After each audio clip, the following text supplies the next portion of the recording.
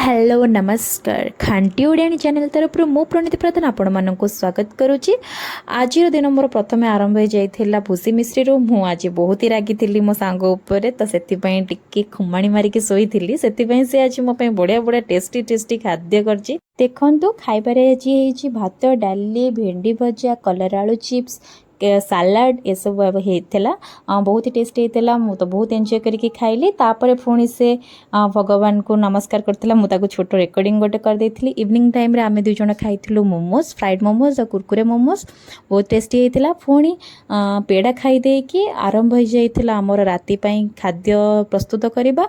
राति रे होतला आज काबुली चना बुट तरकारी विथ ता सहित पड़ीथिला पनीर प्रोसेसिंग पूरा फुल देखैछि। तापर पर एते गरम होइतिला जे मु संगे संग पी नै थिली टिके ठंडा। तापर पुणी पिठा हो जाइथिला आमे पुणी राति पिठा और तरकारी खाई देकी दिनटी आज सरथिला। वीडियोटी जदि भल लागिछि आपण दया करी लाइक शेयर सब्सक्राइब करने धन्यवाद।